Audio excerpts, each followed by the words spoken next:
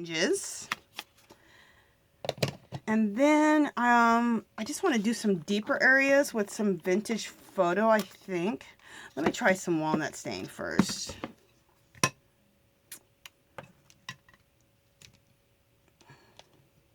Oh yeah, I got to put a label on this walnut stain one. I haven't done that yet. I just want to put some deeper little areas here and there. Like right through here would be cool.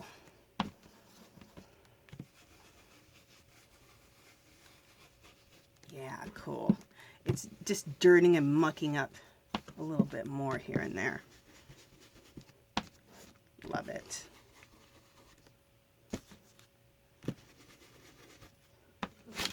Oops. Yeah, I'm not going to use the... all right, that's enough mucking up right there. I'm not going to use the vintage photo. No need. The walnut stain did the job. So I love how that's looking. Cool, huh? And another thing you guys can use is your distress stains. These, I haven't heard anyone talk about these forever, but your distress stains can be another thing you can use on this kind of stuff. So I took these out also, which I think could be really cool. So I have those out too. Okay, what else do I want to do on here?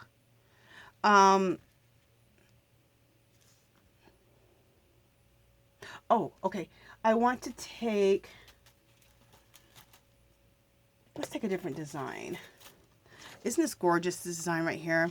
So let's take that on here, and we're going to use the dark brown on the whole thing. No teal this time, as far as that part. So I'm using this, and I'm using my makeup wedge. And I'm telling you, using your regular ink pads, not your Tim Holtz, with this is something different than using this through it. When we're using regular ink pads. Like I said, I seen Robin McClendon do it, and then she showed her results, and I'm like, ooh. She goes, it's kind of like airbrushed, and I'm like, ooh, it is. It's just something different. It's cool. I've only used these, usually I use these with, I've used them with my Distress Oxides, but it doesn't give the same effect as a regular ink pad with these.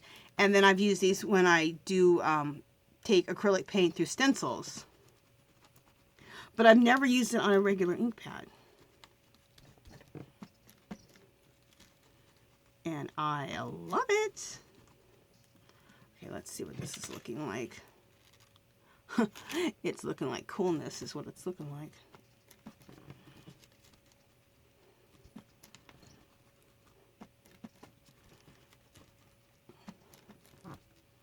Okay, so I need to scoot this over. Look how cool that's looking. Oh, love it. Doesn't that look kind of like a tooled leather? I think so. Some people might be like, girl, I don't know what the heck you're talking about, but I don't know, to me it does.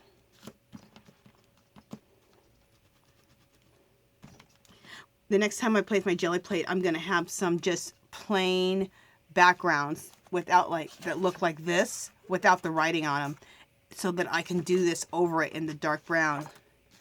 Because I think it looks like tooled leather, and I think it'll even have more of a tooled leather look if it's just a plain rusty looking background like that without the writing on it, and then do this technique. I'm doing it right now.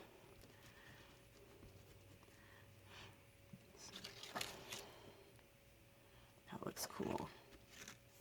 So I'm just moving my stencil around to get all these different areas. Cool.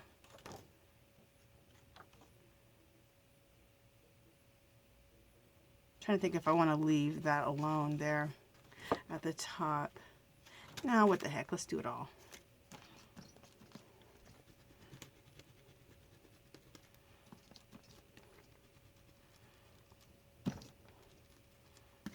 Okay, and I gotta get this finished up right here. Let's see if we got the whole card now. Yeah, we do, except for maybe a little bit right here on the side.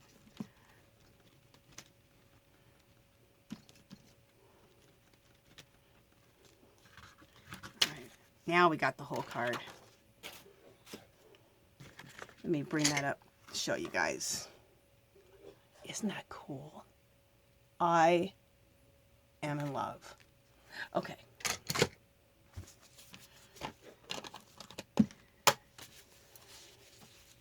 What else do we want to do to this card? I almost like the way that just looks right there.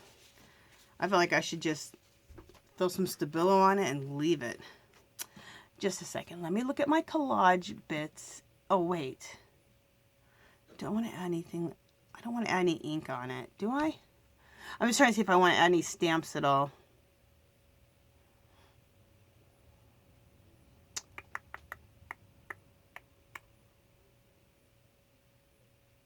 You know what I feel like adding? I have like this postage stamp right here. I feel like adding that. So we'll add the postage stamp.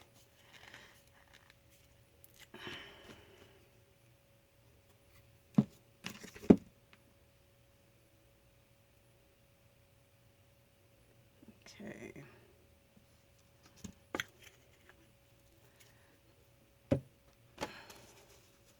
Just a second.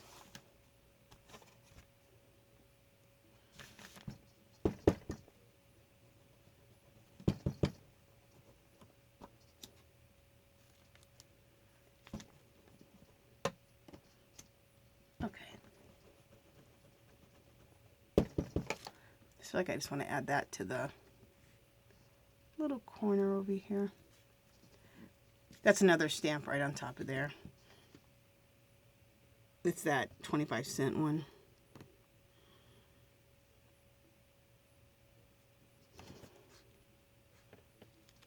Cool.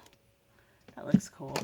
And none of the stuff is major. We're just doing little bits to this just to add to, see the little postage stamp right there? Cool, huh? We're just adding little bits, you know? Just little bits. I kind of like the way this looks, just leaving it. But let me just go through my, I just pulled some collage bits. Let's just play with these collage bits and just see if we can't, there's anything we don't come up with that we love on here. I love all of my Native American or my Native artwork, and I love the Native culture. If you guys have watched my Dollar Tree videos, you guys have saw that I had all the Native warriors mask on my wall, and it's in mass. Like, I have like 20 of them. And on the wall, you guys always see, I think there's probably 10 on that wall. Anyway, I absolutely love it.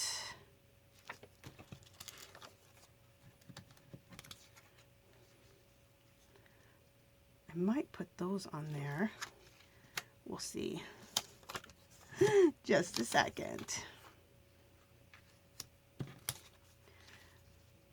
All right, you guys are watching me do something that I never do. I usually already have like my ideas already panned out of what I want to do.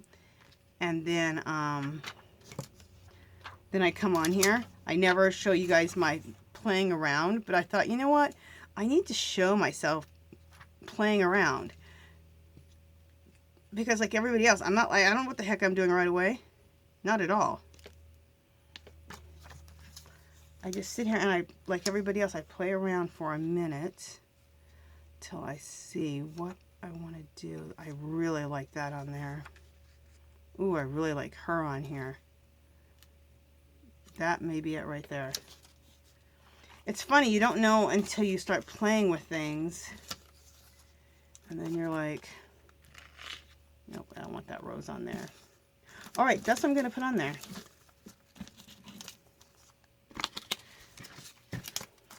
I'm always cutting bits out of magazines, always cutting out just tons of beautiful things. So this is some artwork that I cut out of a magazine. I wish I could tell you who painted this beautiful painting. I'm sure it's a painting, but this was just like a little small advertisement of it.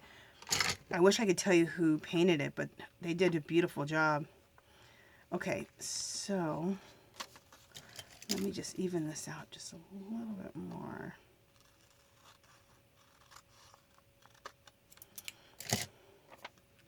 A lot of times I like to use torn edges, but I'm not tearing this because it's beautiful.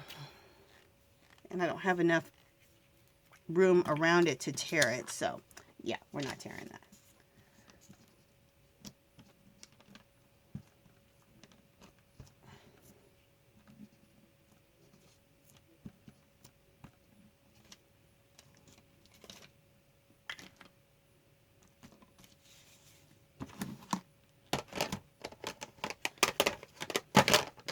Just a second, guys. I'm having a crafty avalanche. I always want to like limit my supplies so I don't have so much stuff out, and I can't. I can never limit myself. I have way too much out here, like always. Now, I am getting somewhat better about it, because if I let myself, if I didn't think about it, I would have had even more supplies on this desk. But I was like, okay, try to contain yourself, Angela. Try. Okay. We're going to go around this with Stabilo so that it really puts it in the picture so it doesn't look like it's pasted in. I'm really feeling that I need to put a stamp on here, which I'll show you what I'm talking about.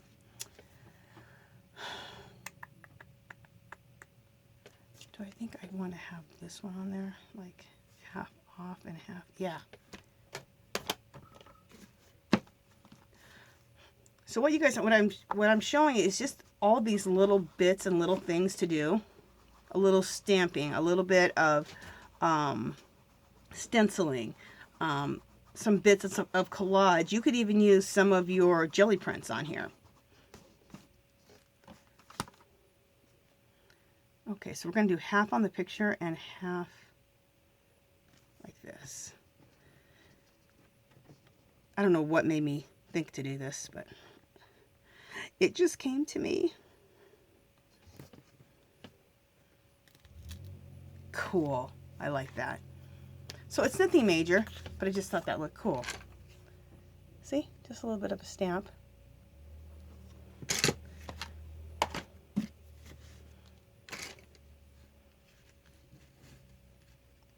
Okay, and then let's go around the image with our Stabilo.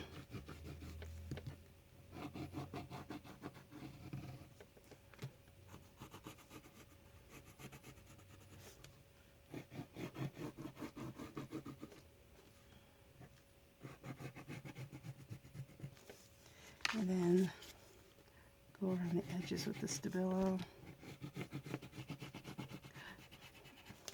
I like a Stabilo better, but a watercolor pencil really can do the same thing if you have a black watercolor pencil.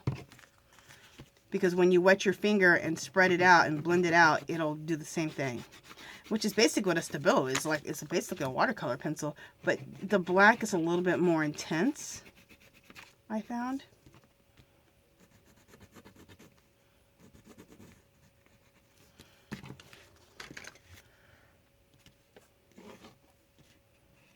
All right, so let's get to spitting.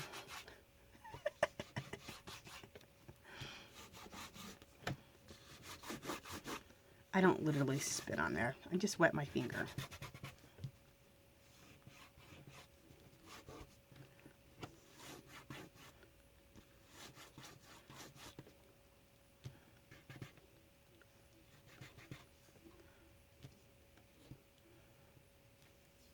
Perfect.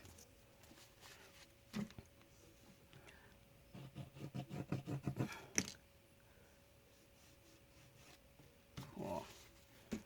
Just getting a little bit more Stabilo in some areas that need it.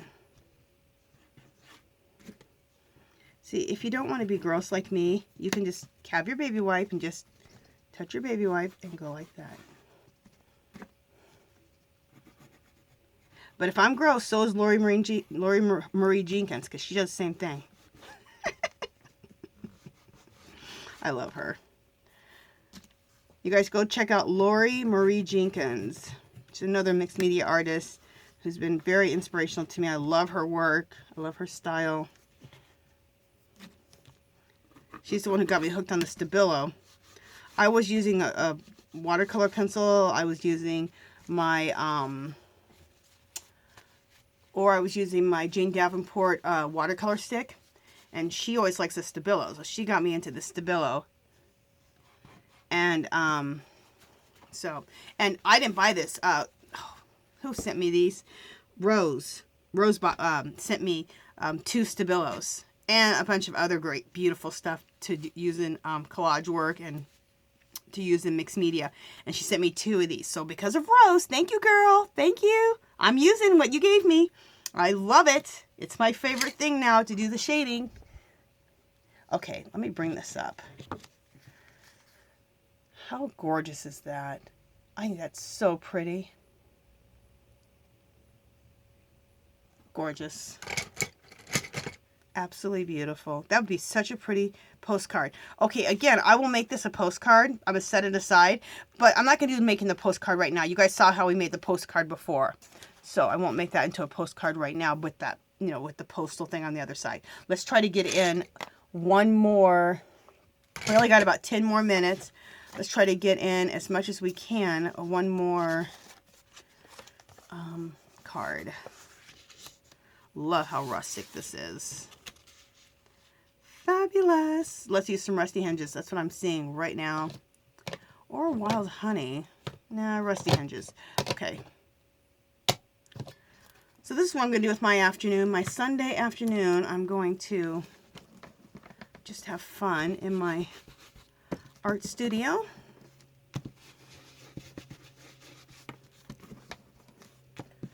Embellishing my art cards slash postcards.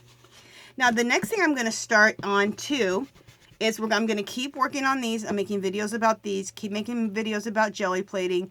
We're going to take the jelly plates and put them in as backgrounds in our mixed media books. But another thing I want to start is a traveler's notebook that is an art journal slash junk journal, because I am obsessed with junk journaling and I have a ton of junk journaling stuff. And Robin McClendon, she has started a thing called Junkadories, and what I noticed is she's combining both. She's combining art journaling and junk journaling, and I've always wanted to do that. I've thought about it, but when I saw her do it, that's what inspired me. It clicked in my head, a great way to do both. So I'm going to start that. So, and those are the projects that I'm going to focus on for the rest of this year and the beginning of next year. And if you'd like to focus on them with me, that'd be awesome. And then you can come over to our Magical Little Place, which is a group on Facebook where you can come over and share your work. And it doesn't have to be mixed media. It doesn't have to be mixed media. It can be whatever you do. If you spin art yarn, if you spin yarn, if you knit, if you do lace work, whatever the heck you do. You can come over there and share it with us. I'm adding now a little bit of walnut stain, just here and there. Not very much, because I already got a lot of brown right in here, so I think I like the rest of that the way it is. Okay. Alright, so I like how I took the stains and evened out our card, our rustic card. Look how cool that looks. Oh. Just obsessed. I want to use this typewriter, and I'm wondering if I should put that on here. I would like to put this on pattern paper first, I think, and then stick it on here. Do I have some pattern paper right around here? I didn't pull any out, but hopefully I have some sitting right around here. I have some patterns sitting right here. Just a second, guys. I might have some right here. I thought I did. Yep, I do. See, I had a Vogue pattern sitting right there. Ooh, sorry guys, sorry.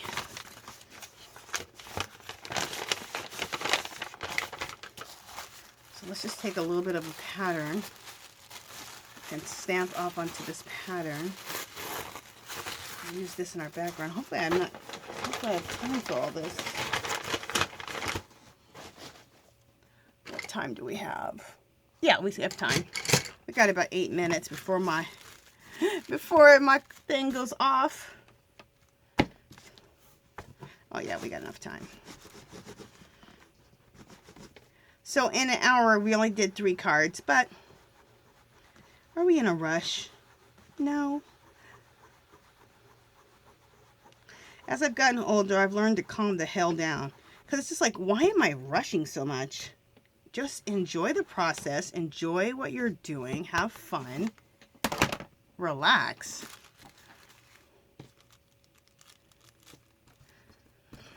I mean, it's like your art. It's your fun time, you know? Or are you making it stressful? Okay. Let me make sure I get a good, pretty good stamp of that. Perfect. So this is on the pattern paper. And just like a napkin, I'm going to dip this in water and just go around like this so it rips out nicely. Not nicely, I want it to rip out roughly actually, but just so I have a more controlled tear. There we go.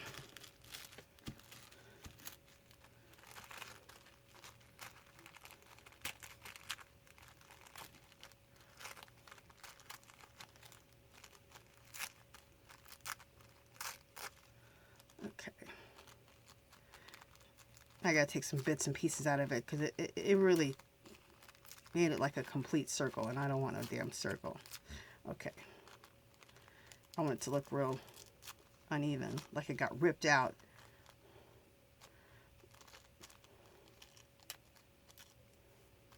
Perfect. See? I want it like that. All right. Let's take our little pattern piece. I don't throw anything away. I'm putting that over to the side over here. And let's see how this is going to look here. Do I like that? I don't know if I do like that. Yeah, I think I like it because I can always, yeah, I like it.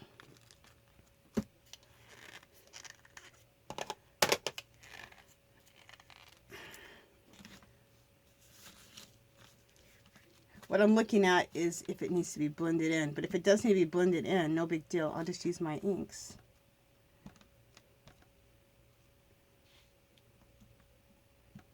Okay, I'm being very careful with my stick onto this pattern paper.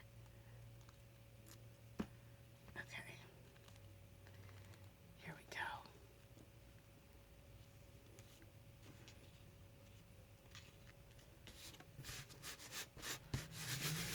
All right. Oh, I like that. I even like how it looks all torn. I'm not going to use any inks on that background. I like it. Oh, love it. All right, let's just throw some Stabilo on here. And maybe some intuitive writing. I don't know. Do I want to do some intuitive writing? Yeah, I do. Let's do some intuitive writing. Like, how much time do I have left? All right, we got like 4 minutes. I'm going to do some intuitive writing. And I won't Stabilo it probably on camera. We'll see how much time I have. And I'm using this kind of brush. You can use the Asian types of brushes, which I have a ton of those. I showed you guys those yesterday. You can use those too.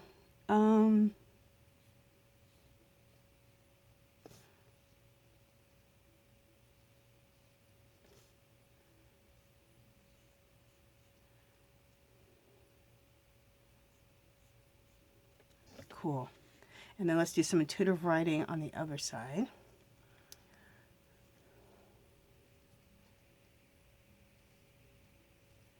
Okay.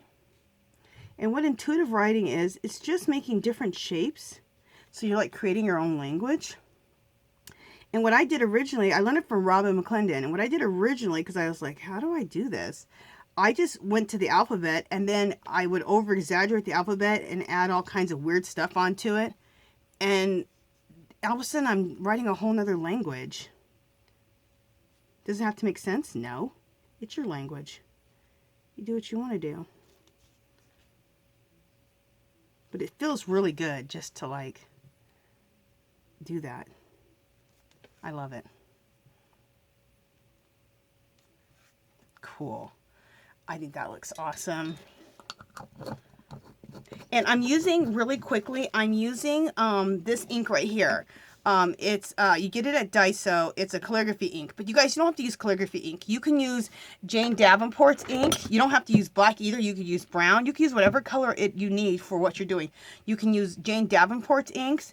You can use these inks right here that we got. These Bria Rose inks that we got for like $1, remember, at Hobby Lobby. Or these ones here. These are the Delarani FWs. You can use any of those inks. You can also just use, if you don't have inks like that, you can also just use a like a brush ink pen that has that brush tip on it to get that kind of look. Or just dip it into some acrylic paint. That'll totally work, you guys. You might need to water it down, maybe not. Kind of test that out and experiment, but you could totally just use acrylic paint, because I heard some people saying that. Now you can buy this kind of stuff everywhere. Hobby Lobby, you could buy it at Michael's, wherever. All these inks are everywhere. So, because yesterday I said to buy it on Amazon or eBay, but you can just go to the damn craft store and buy yourself some ink, or use those ones that you got last year at Hobby Lobby for like pennies on the dollar. Okay, so I absolutely love this. Let me see, look at my time. You guys, I'm gonna stabilo the edges, but I won't do that on camera because we're getting low on time. Yeah. So I love how that turned out. Oh, okay, you guys, if you haven't subscribed to my channel, I'd love for you to do so. If you can give this video a thumbs up, that'd be great. Any comments or questions, leave them below. Come visit me on Facebook and Instagram, and I will talk to you guys next video. Bye.